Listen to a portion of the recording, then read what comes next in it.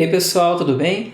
Nessa videoaula a gente vai apresentar o conceito de integral definida, tá ok?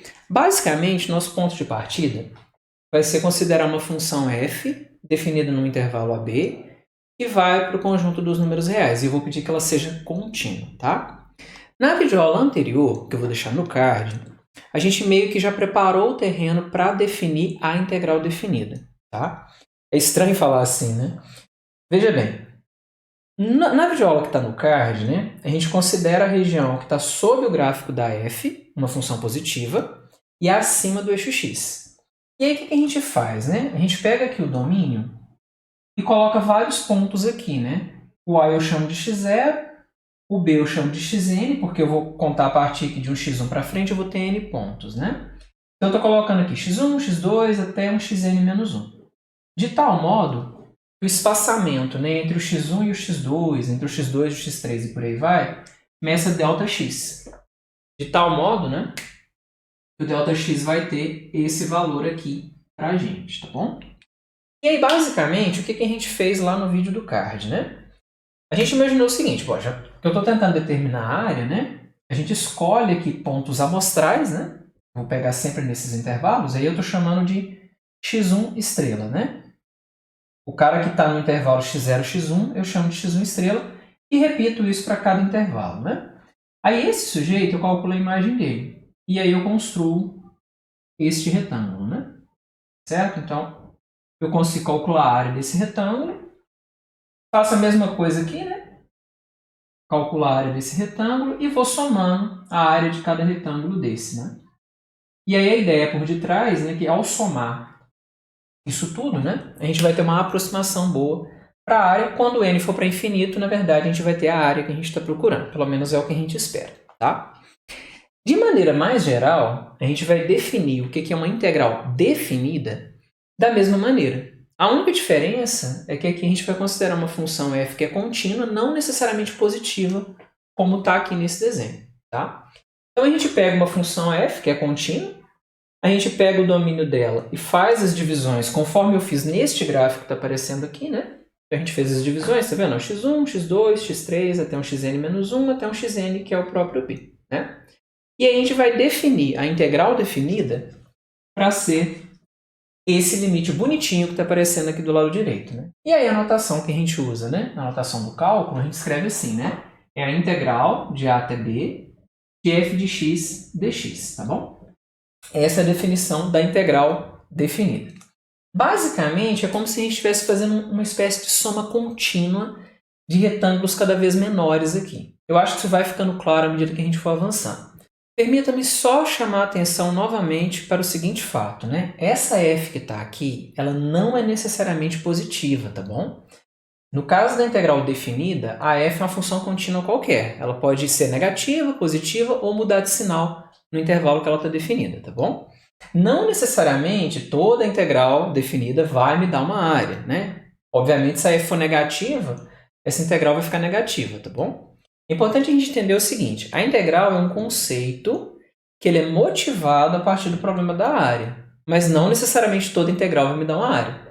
Até porque a integral definida tem outras aplicações que a gente vai vendo ao longo do curso, tá ok? Como quase tudo em matemática, né, a gente não calcula integrais a partir da definição. A gente tem um teorema que resolve a nossa vida, né?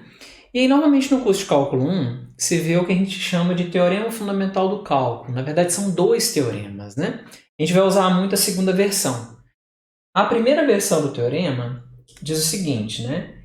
Que se você tiver uma função que é contínua, e aí você vai definir uma função, que eu vou chamar de f maiúsculo, né? Que é a integral de a até x de f de t dt.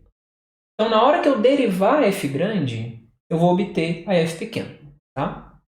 Esse é o primeiro formato que costuma aparecer no curso de cálculo 1. Né? E aí, a gente vai utilizar, na verdade, esse segundo formato, né? Que dá para obter ele a partir do primeiro. Né? Eu não vou fazer a dedução do teorema.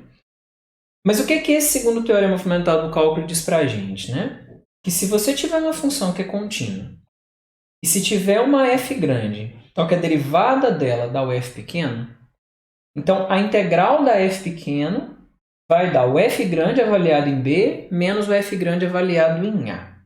Vamos entender o que está sendo dito aqui. Né? Está dizendo o seguinte, ó. Se por acaso, né, você conseguir imaginar uma função f grande, só que a derivada dela dá o f pequeno, né? Então, integrar a f' de a até b nada mais é do que pegar a f grande e avaliar nos extremos, né? E aí você faz a diferença delas. Isso normalmente, conforme eu disse, é visto no curso de cálculo 1. Né? Inclusive, lá no curso de cálculo 1, né, a gente dá um nome para essa f grande, a gente chama ela de primitiva da f pequeno. E aí tem várias técnicas que se vê lá no curso de cálculo 1, né? Que são as técnicas de integração, né? Lá, na verdade, se define até o que é a integral indefinida. Normalmente você acha essa f e soma uma constante, né? Normalmente se faz isso lá no cálculo 1.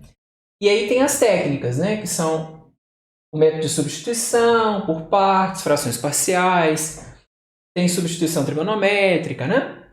São as técnicas que costumam aparecer no curso de cálculo. Uma última observação que eu quero fazer é a respeito da interpretação do teorema fundamental do cálculo. Tá? Essa igualdade, a gente pode escrevê-la assim, né? No lugar do f' pequeno, já que eu estou admitindo que a derivada do f grande é o f pequeno, né? Eu posso colocar aqui f grande linha de x, né? Então vamos olhar essa igualdade, né? Ó, ele está te falando o seguinte, que a integral de f grande linha de x, né? De a até b, é o f grande de b menos o f grande de a. O que isso significa, né? Ó, do lado direito, a gente tem essa diferença, né? Aí dá uma olhadinha para esse desenho que eu coloquei, né? Ó. Aqui está o gráfico da f grande, aqui está o f de b e aqui está o f de a. Na hora que a gente faz essa diferença, né, a gente encontra a variação total da f grande.